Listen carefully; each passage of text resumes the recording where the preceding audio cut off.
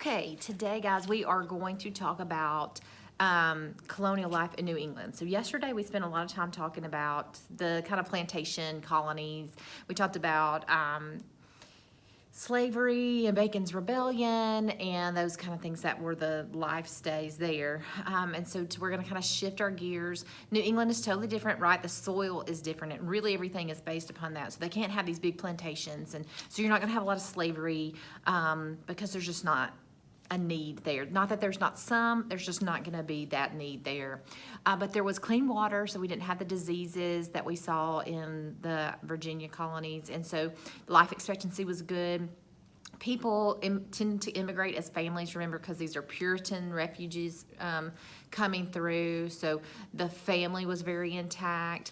You're not going to have, women aren't going to have a higher status like maybe they did in Virginia because they're there's enough of them versus in Virginia. There was a lot of kids. People were having like 8 kids, so it's a lot of child rearing going on. So there's going to be a lot of difference there. Now, we talked about in the plantation colonies where there are everything's based on the plantation.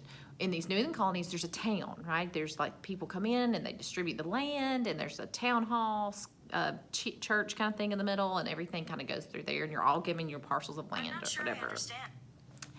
And so that's just kind of how it grows, and it's very, that's kind of how it moves out through the whole Midwest. And that is a very common area. And if you had like a certain size town, you also had a school, so you had some elementary education there that you didn't really see. In the South, you'd have to be pretty much a wealthy planter kind of to send your kids off to get any type of education. We've talked a little bit about, these Puritans and what their laws were like and how stringent they were. But, the longer they were here, they weren't as pious maybe. So with that, there's this new sermon that comes out. It's called the Jeremiad, and it's just telling people, you need to really get back to where you were.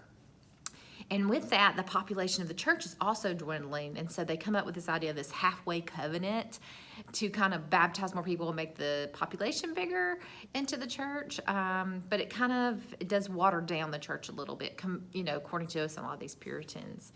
With that in context, though, with this religious background, you also have what happens in Salem, right? So you have to know in Europe, which hunts were pretty common throughout like the 16th and 17th century. So here you're coming into the United States and you haven't had a lot, but then there's these girls, right, living kind of on these backwater areas saying, hey, this older lady, maybe a little bit wealthier, has bewitched me, and so they have this witch hunt, and there's a video, you can kind of watch that and give you some more explanation, but it's interesting, and it doesn't really, there are some not very notable ones maybe, but it's not doesn't begin like a whole witch hunt throughout the United States, but it kind of gives you an idea of what happened there. So the weather, in the New England, hot summers, very cold winters, so mostly English people, not like the middle colonies where you have much more diversity, or in the southern colonies, because people are not attracted to that weather and the soil. If you're coming here to get land, you want to get land. So most of these people were going to be coming for like maybe religious reasons. There is this idea of ownership of land that kind of has an issue between the Native Americans and the English. The idea of wasting the land, the English thought the Indians were doing that, so you're going to have some issues there.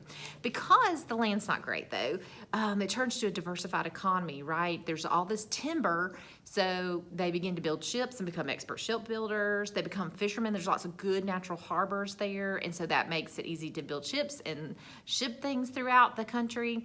And so you have fishermen, and you're going to have a lot of trading, like beaver pelts and things like that in that area.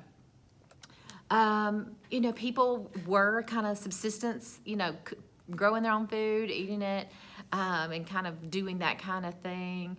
People worked dawn to dusk. People, the men were outdoors chopping the wood, killing the livestock. The women were mending, child rearing, cooking.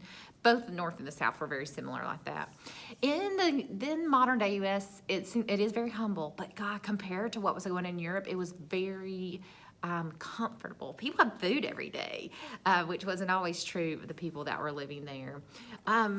Pretty much in the modern, what is the United States, those colonies were very a little bit more democratic. There wasn't as much hierarchy, right? Because if you're a lord or earl, you're probably not going to immigrate. But then if you were very low, you didn't have enough money to immigrate. There were some people who came into this area that wanted to kind of reestablish that hierarchy, which makes this issue a problem. So in New York in particular, we had these big landed estates. There was a rebellion called Leisler's Rebellion, where he tries to Leisler tries to come in and take control of part of the colony. It gets overthrown. The British troops come in, they take care of it. And there are people who kind of have this idea that, you know, we don't want the lower class to kind of do anything. But that's going to be more in your bigger cities, whereas you get further to the west, where you're in like the wilderness, you know, it's going to be much more democratic because everybody's the same. So that's pretty much everything for today. As we get to chapter 5, we'll talk more about colonial life, but it's going to be more, you know, moving into the 18th century. As always, if you have any questions, just send me an email, avain@jeffcoed.com.